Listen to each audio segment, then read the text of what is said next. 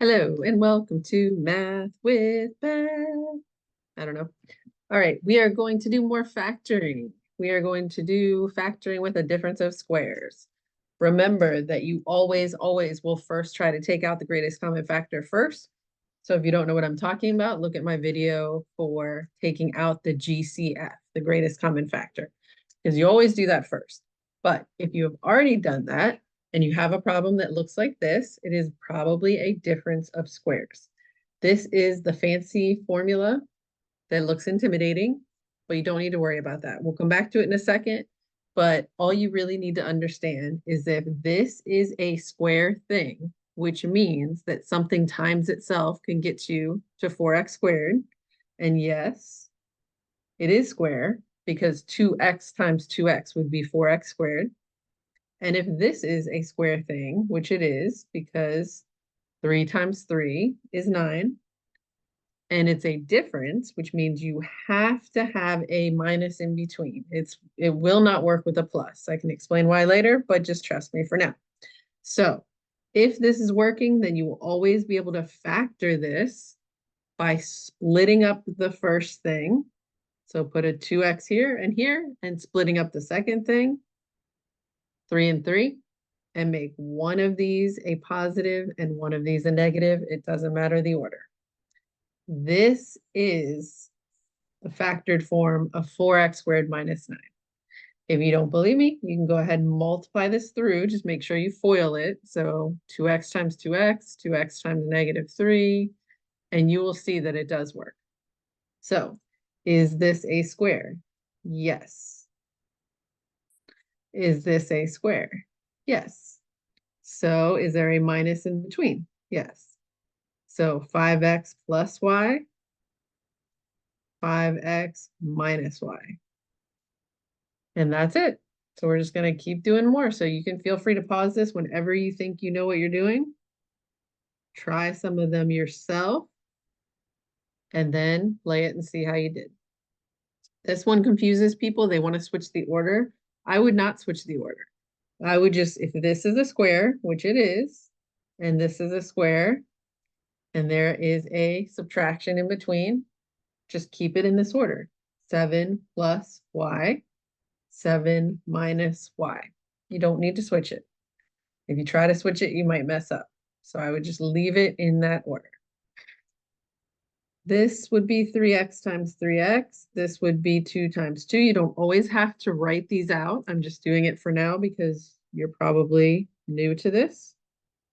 So you'll eventually be able to just do this in your head and immediately go right to the answer. But for now, what would give me 36x squared? What would give me a 1? Just a 1 times a 1. So a 1 always works for a square. So final answer, 6x plus 1, 6x minus 1. Okay, now what if instead of x squared, we have x to the 4th? That still works because is there something times itself that would give you x to the 4th? Yes. X squared and x squared would work. And for here, 1 and 1 would work. So x squared plus 1 and x squared minus 1. And now we have something new.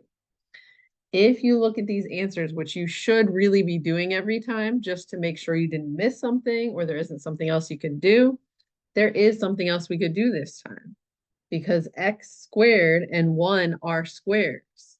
So this x squared plus 1 is not something we can do anything with because of the plus sign, but an x squared minus 1, didn't we just learn how to do this?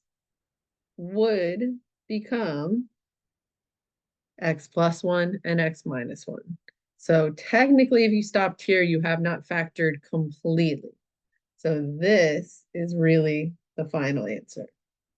So when the problems get more complicated, you have to always check if there's more you can do. So what could I do here? 2x squared times 2x squared would work.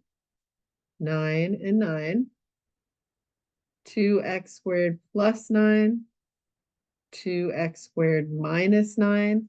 This one is almost another difference of squares, except the 2 messes us up. Because There's no way to get to 2 by multiplying something times itself. So this one is my final answer this time. And then finally, I gave you 2 that are a little trickier because these 2 have GCFs. So this is what I was talking about in the beginning. You need to take out the GCF first.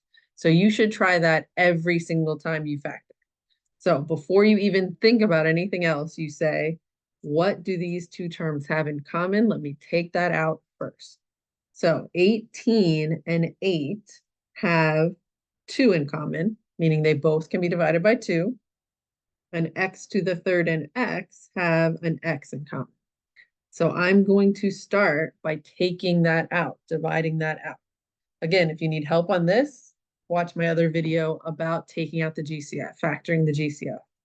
All right, taking out a 2x really means dividing these by 2x.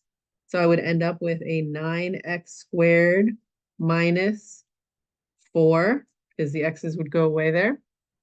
And now this is a difference of squares. So the 2x would stay outside, and I could change this one to 3x plus 2 and 3x minus 2.